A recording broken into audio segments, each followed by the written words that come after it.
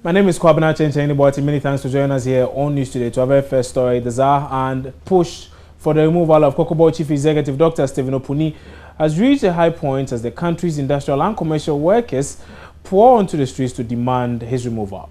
They accuse him of several acts of corruption in his management of Cocoa Board. We'll be speaking to Joy News reporter Raymond Nakwa in a short while, who he actually witnessed that very protest earlier today by the workers of the Industrial and Commercial Workers Union, and he'll be bringing us a lot more updates on this in a short while. Let's now move on to some other stories. And the Domestic Violence and Victim Support Unit of the Ghana Police Service has arrested a 15-year-old boy for allegedly engaging in anal sex with a 5-year-old in Wa. The suspect, who is a JHS 1 student, was arrested after the victim reported the incident to the auntie. Narrating happenings, head of Upper West Regional DOFSU ASP Benjamin Mensah said the victim was on his way home from school when he met the suspect. He spoke to Upper West correspondent in this exclusive interview. Yes, the boy was returning from school at about 2:30 p.m. And then this boy, who was also close from school, called the boy and then asked him to come and play with him. So while they were playing, he asked the boy to accompany him to an obscure place and then asked the victim to remove his shorts. After that, he put the boy face down and then had an anal sex with him. In fact, when he was doing it, somebody saw him, but the person could not confront him and then went to inform the auntie of the boy. And then later they called the boy and confronted him, but initially he denied. But when they pressed further, he confessed before they arrested him and alerted the police.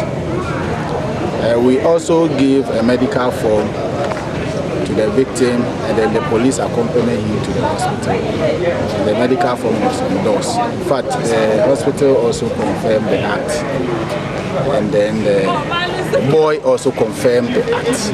But we will not stop there. We have to do further investigation, go to the scene and have a complete picture of the incident. But before that, we will have somehow 90% evidence to send the juvenile offender to court.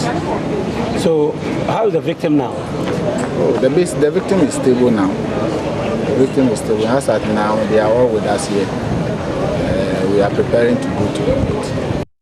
Well, the suspect was granted bail yesterday because he is a minor, but we're expecting to hear a lot more about this young man being arranged before the Wa Juvenile Court. I don't know whether or not that happened, but Rafiq Salam has those details and he's joining me now on phone with a lot more. So, Rafiq, was the case heard today by the Juvenile Court? The case didn't come on at the Juvenile Court. The information that I gathered was that the court is not able to sit on the case, and clearly means that the court will sit probably on Monday, but if not, the Juvenile Court in Wa only sits on Thursday. But in case when they have emergency cases, they push it to Monday and then would be adjourned till Thursday. And so the case likely is going to head on Monday. Well, now, what are the two families saying following this very incident? I interacted with both families. I'm talking about the victim and also the suspect. And then the victim, the uncle told me that they are not ready to speak now until the police are finished with their investigation. But I also tried to speak to the suspect mother. He was in tears. He just couldn't hold herself and said that they would like to break the court or the police to move it out of the court for them to settle it at the family level. Right. Rafiq Salam, many thanks for that update. And that was our Upper West Regional correspondent, Rafiq Salam, bringing us a lot more on that story of a 15-year-old who has actually defiled a 5-year-old boy. Now, President John Dramani Mahama is expected to later today join other world leaders deliver addresses at an anti-corruption summit being organized by the United Kingdom. A statement signed by Communications Minister Edward Omane-Boamah says the event is taking place at a time President Mahama has been traveling across the country in furtherance of his transparency agenda to account to the people of Ghana. President Mahama said before leaving Accra that the London summit provides an opportunity to demonstrate once again the measures the country has put in place in adopting to strengthen the fight against corruption, combat money laundering, and counter the financing of terrorism. In a related development, however, 10 civil society organizations have petitioned President Mahama to cause the disclosure of the identities of persons behind the ownership of oil blocks. The groups have raised the alarm about the possibility of politicians hiding behind secretive non-disclosure legislation to award oil blocks to themselves. The civil society groups have written a letter to the president demanding immediate action to avoid international sanctions from the Financial Action Task Force. And we'll still be bringing you a lot more political stories in a bit, but let's now head to the Ashanti region, where we are told that officials of betting company Superbet Sports Betting say they suspect a system hack to be the cause of an impasse between the company and its customers. Police in Kumasi on Wednesday arrested an official of the company for failing to pay patrons over 50,000 Ghana cedis in wins. About 30 angry winners who were agitating at the company's premises threatened to set it ablaze. Scores of customers, we are told, have besieged the premises today, demanding their money. So Hemi Interior is our correspondent in the Ashanti region, and he will be joining us in a short while with a lot more details as far as this very story is concerned. Let's take a break here on News Today. When we come back, we'll bring you a lot more stories. Don't go away.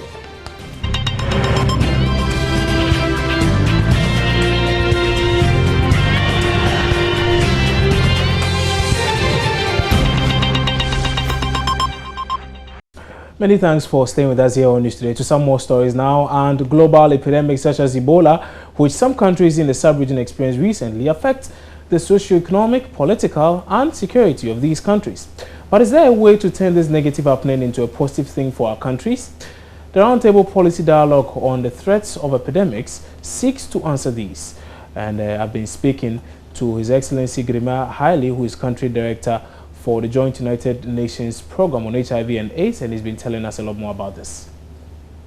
Well, at this point in time, we're talking about opening a space in the policy dialogue. Usually when we talk about epidemics, we tend to focus more on the health issues and the health causes as well. But beyond the health, there is always a bigger impact in terms of epidemics, because epidemics are wide. They cover big areas. Sometimes they're even cross-border, and in many cases also affect a very vulnerable population also. So when we are talking about this issue now, we are saying, to what extent have we created sufficient amount of space in our policy dialogue to consider these other issues that eventually actually impact even more seriously on the country and the society than just the disease itself.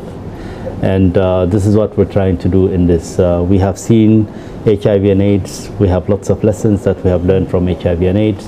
And based on those lessons, we're also now questioning whether our preparedness for Ebola and maybe even the Zika virus, all these epidemic-based viruses that are coming, whether we are adequately prepared for them. What is the consequence for us as a country, for us as a continent, that we need to look into in order to prepare ourselves, if, in a situation of eventuality of these epidemics. So I'm presuming there was a problem identified somewhere, hence the decision to hold this dialogue? Well, you see, we are in borrowed time in Ghana, so we're using this time to really prepare the country and all the partners in terms of understanding the lessons that we have learned, especially in the 3 countries in West Africa on the Ebola related issues.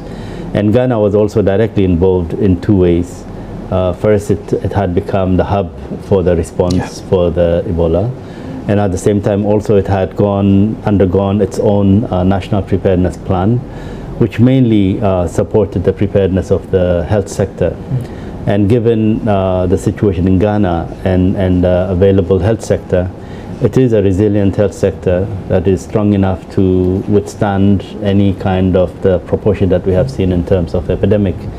But as you know, epidemics don't happen in hospitals. True. They happen in communities. So if the community is not ready, if the bigger impacts have not already been understood and already anticipated, then all those that are going to be affected will not be in a position to support the health sector's preparedness to succeed. So this is what we are doing now. So we're expanding the policy dialogue. Okay.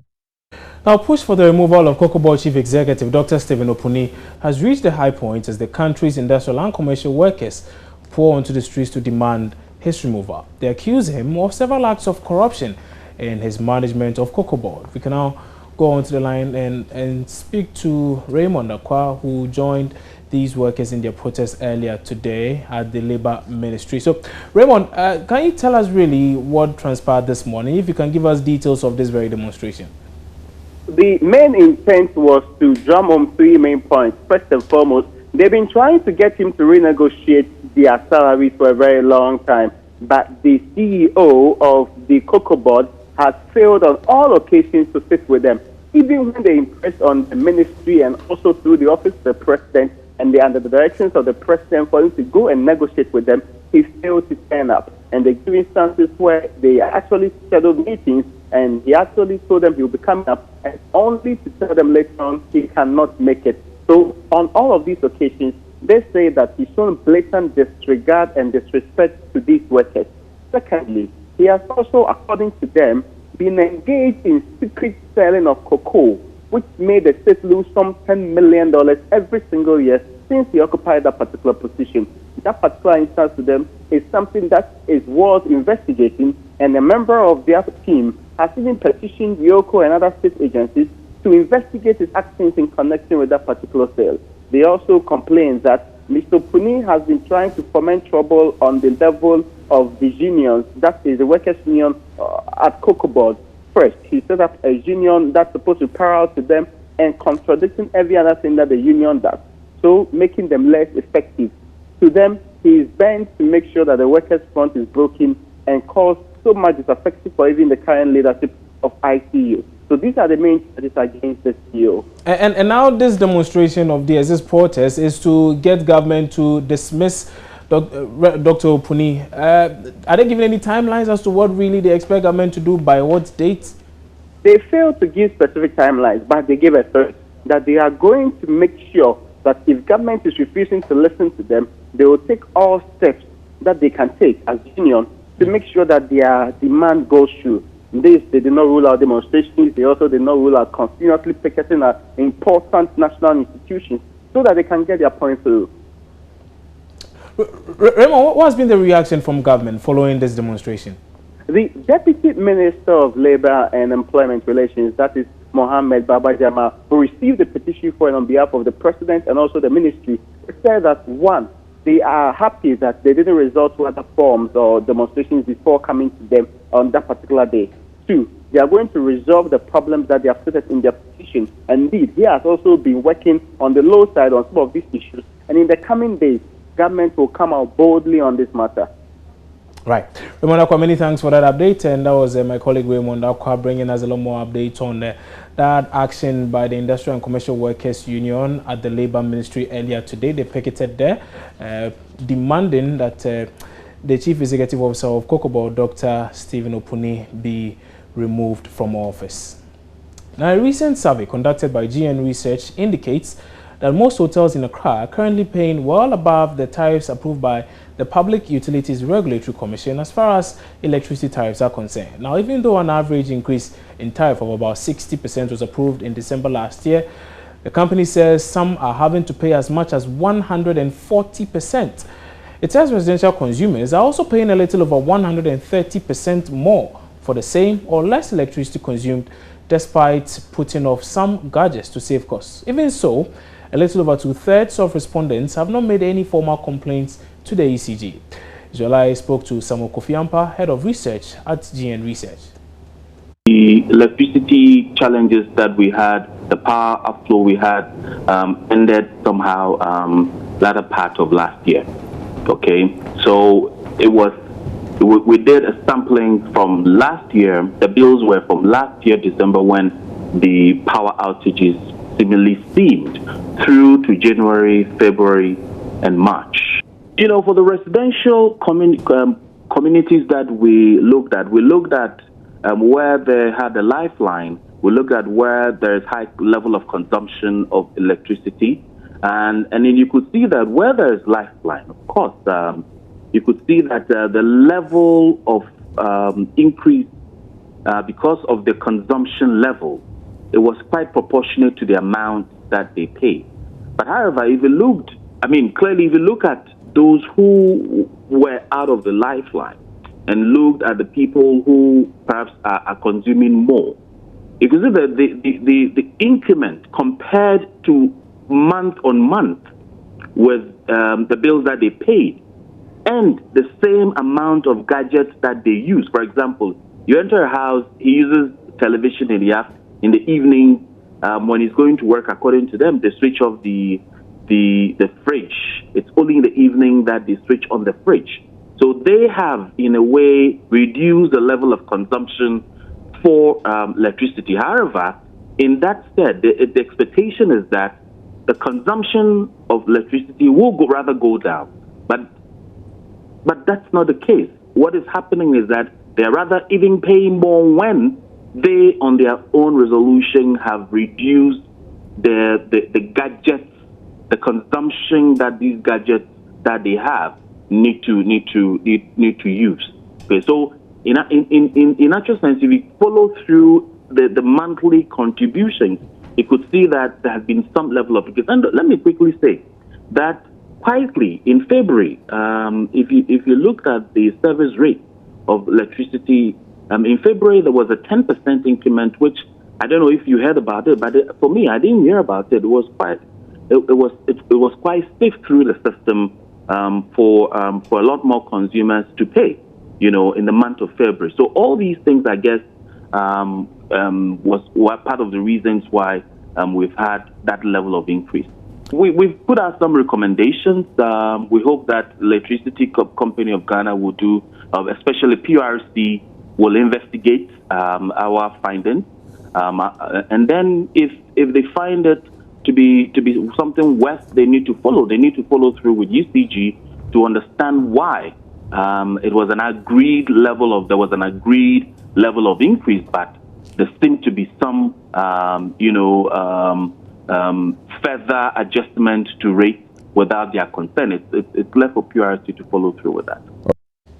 Well, let's now return to that story from the Ashanti region where officials of betting company Superbet Sports Betting say they suspect a system had to be the cause of an impasse between the company and its customers. Police in Kumasi on Wednesday arrested an official of the company for failing to pay patrons over 50,000 Ghana cedis in wins. About 30 angry winners who were agitating at the company's premises threatened to set it ablaze. Scores of customers, we are told, have also besieged the premises today, demanding their money. So Ohemin Teria joins me now on phone from the Ashanti Regional Capital, Kumasi, with more. So Ohemin, tell us a lot more about this response being given by Superbet now. Ohemin, can you hear me? Hello, yeah, I can Right. hear you now. Can Okay. you come again with the question? Sure. So I wanted to know a lot more about this response being given by officials of Superbet's betting. Yes, that actually came from a man who claims to be the security consultant of Superbet Sports Betting, Mr. Jacob Atta Owusu, and he says that the Superbet company believed that their systems were hacked, and that is why the bettors had the opportunity to take and win huge sums of money. But as it stands now, it will be difficult for Superbet betting company to pay all the amount involved. So what they will be doing is their rules. For now, they will give the money that the bettors use to stake the bet out, and then move on for arbitration to meet officials of gaming commission, where the matter could be settled amicably. And this actually nearly generated into chaos here at the Asukwa police station, where I was interviewing the Superbet official. So as it stands now, the bettors have gathered here. Some are still in red bands protesting what they say is cheating from officials of Superbet Sports Betting. Many thanks for that update, Ohemin Teria, with those details from the Ashanti Regional Capital, Kumasi, and here in Accra. Let's bring you some more. And 2012 flag bearer of the Progressive People's Party, Dr. Papa Kwesi Indum, has taken a swipe at the Institute of Economic Affairs for its intention to organize a debate for the front runners of the November elections. The IEA on Tuesday revealed that it is considering a separate debate for the MPP's Nana Akufo-Addo and the NDC's John Dramani Mahama. Well, he's also unhappy with the Electoral Commission for not doing much towards having a credible voters register for the November poll.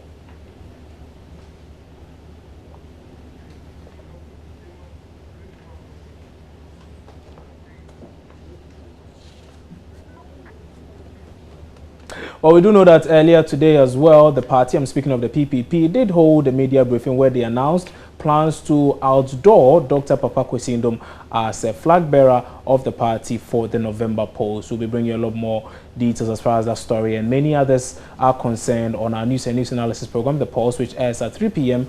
on your Joy News channel.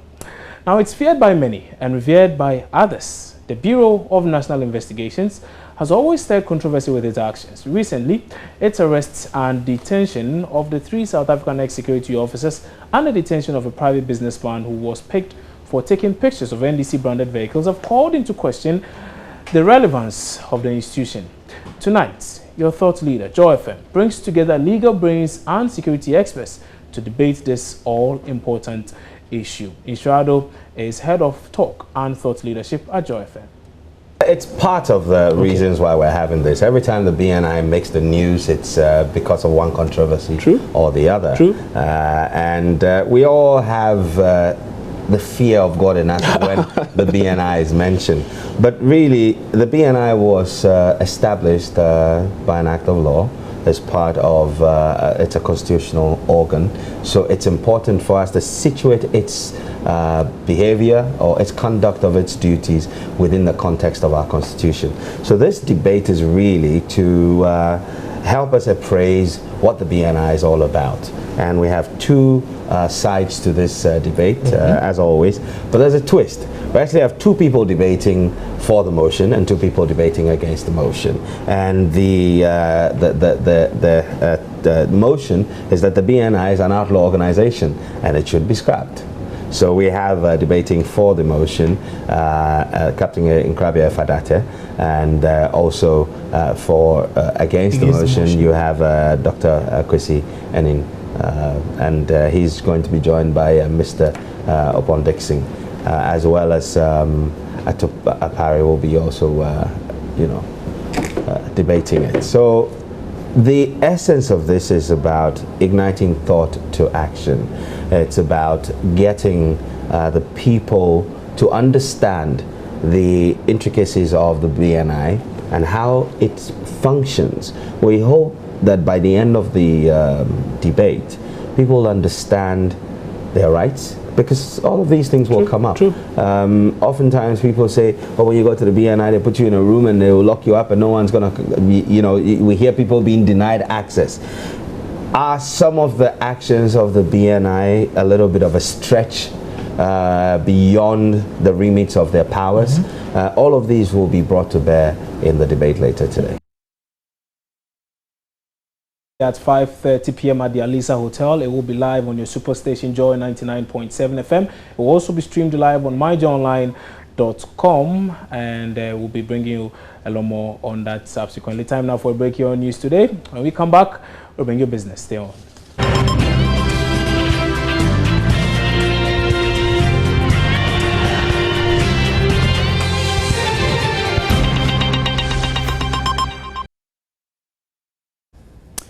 Now, time for some business. Let's start with inflation. And inflation for the month of April has dropped marginally. The new rate is 18.7% from the March figure of 19.2%. The statistical services attribute the decline to the relative stability of especially the prices of petroleum products. This was announced by the Deputy Government Statistician Ban Wadia in Accra. The key drivers were transport. That is for the non-food. The key drivers were transport, water, housing, electricity, gas, and other fuels, education, recreation and culture, and clothing. When you look at the inflation rate for housing, for rent alone, we recorded a rate of 72%. But what we are saying is, for this broad group, housing, water, electricity, gas, water, and other fuels, we are giving you an average figure for the group. But the sub-components in that group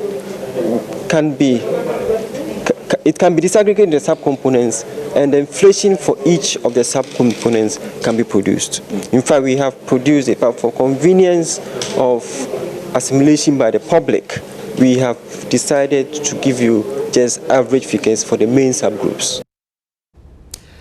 Dr. Banwadi of the Ghana Statistical Services and the Executive Director of the African Center for Energy Policy, ACEP, Dr. Mohamed Amin Adam, is backing calls for government to implement the policy that enjoins industries to pay more for power, while subsidizing cost of power for residential users.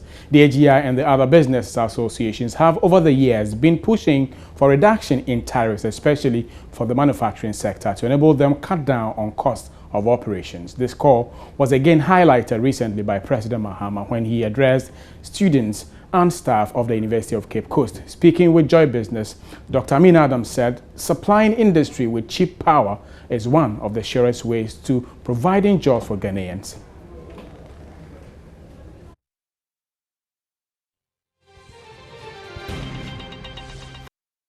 Good afternoon, my name is Baba Tandot. Welcome to the sports segment, and let's get talking right here, right now. And I'll tell you what is happening right now at the Accra Sports Stadium Media Center. Newly elected executives actually of the Ghana League Clubs Association are being sworn in. But we'll hold on to that one. We'll get to Benedict, Joy Sports Benedict also done quite in a bit. But away from that, now it's been 12 match days into the 2016 Ghana Premier League season, and administrators and managers actually are growing increasingly tired of their coaches. Now, 5 coaches have faced the sack already, with Becham's Seth Osewure, Edianes Ahmed Nuruddin, we have Inter Allies Herbert Addo, Dwarfs coach J.E. Sapon, and Asante Kotoko's David Duncan. They have all fallen victim. Now, is it not too early into the season for a situation such as this, and are fans and administrators simply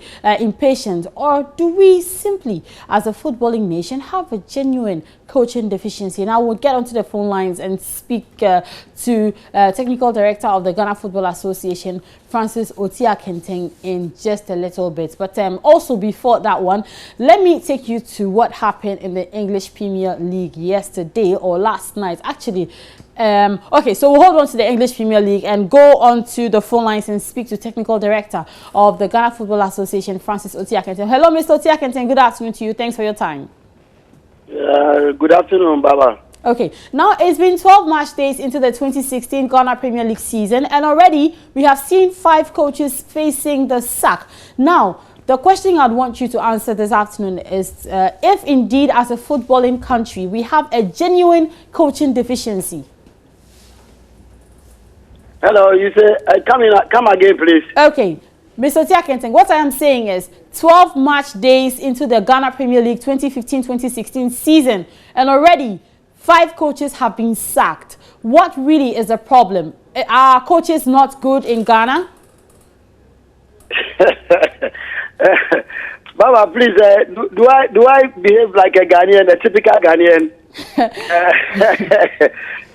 Why I'm saying that I want to behave like a typical Ghanaian is to answer a question with a question.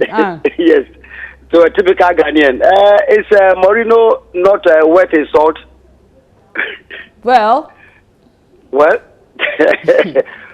Well. It's a very big well. But you see, it is part and parcel of the job. You see, as for sacking, it can come at any time. But the way it comes, that is what I believe all of us are thinking about. Not that our coaches are not good. But I think somewhere along the line, we are also not patient. I'm talking about the class. If you are talking about the class, I think all of us are involved, including the supporters and everybody. I mean, the stakeholders. If we actually have patience, and then we also want to go in line with the club's philosophy, probably we will not be behaving the way we are doing. I think we need to do a very deductive analysis. Okay. And then be able to know that, okay, are we on the line?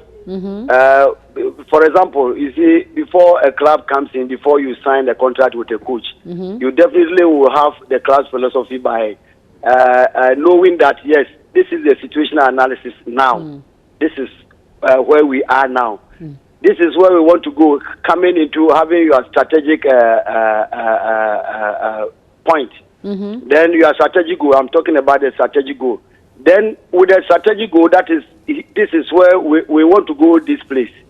Then we are now coming into the implementation. How are we going to go by that? Then now you get into the monitoring aspect. I think we have not even gone anywhere. If we have played only 12 matches, then I think we are within the implementation aspect of it. We haven't gone anywhere. And then if coaches are being sacked by now, it's a problem, and we need to think seriously about it. And I'm very happy that you are dealing with a situation of this nature. Other than that, the future of our football looks a little bit bleak. I don't know, but that is how I feel. I think we are not patient. Okay, so it is so simple. All right, so you would attribute it to, impatience, or otherwise what I would want to describe as the desire for supremacy. Come again, please. I'm saying that you are calling it impatience with club administrators and fans, but I would also want to call it the desire for supremacy, the desire to be at the top and to be the best. That is your perception. I will not disagree with you. Okay. But I think no matter what, just as Manchester United people are having patience with Vanguard, it is like that. It is not always very easy. Alex Ferguson, if you look at the history of Manchester United, it is my club. That is why probably I'm talking about it. I mean the foreign club, if I'm talking about foreign. I see. Yes. If you look at the history of Man U, Alex Ferguson, of all people, Sir Alex Ferguson, he suffered. When he came in at first, it became very, very difficult for him. But when they had patience for him, what happened? Everybody talks about Manchester United. Probably that was how I also got interested to be a Man U fan. So there are certain times, that's what I told you about the strategic goal of every team. If you have a goal, then you definitely have to have people who will be able to steer your goal to reality. I hope you understand what I'm saying. Yes, I do understand, Mr. Otiakinting. Exactly. Okay. So if we all have a goal and then we want to steer it. Okay. All right, so we just heard from Technical Director of the Ghana Football Association, Francis Otiakinting. Now, away from that, newly elected executives of the Ghana League Clubs Association, GALCA, are currently being sworn in at the Media Center of the Accra Sports Stadium for a 4-year mandate. Joy Sports Benedict Osudankwa is there, and he joins me on phone. Hello, Benedict. What's happening at the Media Center of the Accra Sports Stadium?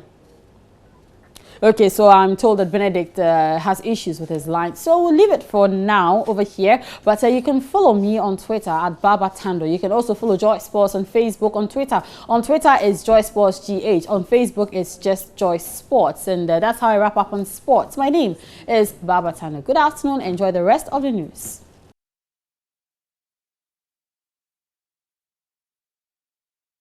Thank you so much for your time. My name is Gladys Osei Obredi. Now, let's meet Miss Pageant, Psychiatric Pageant. So the maiden edition of Mr. and Miss Accra Psychiatric Pageant has been held to celebrate mentally challenged persons seen as a tough idea when it was floated. It finally came off at the Accra Psychiatric Hospital and saw Miss Elinam Agbenu and Mr. Sadat Tahiru crowned winners of Face of Accra Psychiatric in the men's and women's category respectively. The show, which was put together by Positive Energy Provider, will be organized in other mental hospitals across the country. Chief Executive Officer Adas Yokak disclosed that the mental health tour event was organized to fight the stigmatization suffered by mentally retarded persons. Pantan Hospital will host the second edition of the mental health tour Face of Pantan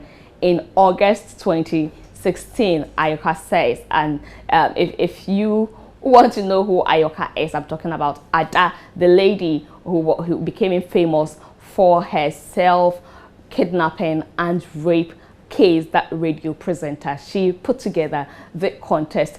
Miss Africa. Ghanaian beauty pageant Rebecca Asamoah, who was crowned Miss Africa Continent recently in South Africa, is back home in Ghana. And guess what? In an exclusive interview, she disclosed that the announcer at the event almost pulled off a Steve Harvey when he announced someone else as the winner at the event. We have been talking to Miss Rebecca Asamoah in an exclusive interview when my colleague Rebecca Dako met her at the airport. So after everything, they said, okay, their second princess is Ghana. And I'm like, oh, it's not bad. Let me just, so I walked gracefully. I thanked each and every one. And then, oh, you know Weza, she was the host. Oh. Weza, big brother. Oh my God. So she said that, I'm so sorry, I'm pulling off Steve Harvey. Did you hear that? And then everyone was like, oh my God, what is going to happen? So I didn't know what to say. So I was just there. And then the next thing, they're like, Ghana, please step back. And I'm like, what is happening? So second princess, South Africa. First princess, Zambia. And then she eventually said, the last shall be the first. Come and see, I was tearing apart, I was crying. Initially, you thought you weren't going to win, right? No, the point is, you know, at some extent, you would do your best, but then if the judges say they want to give it to this particular person, there's nothing you can do about it. Tune in to Let's Talk Entertainment at 4:45 p.m. for more entertainment news updates. Thank you so much for your time.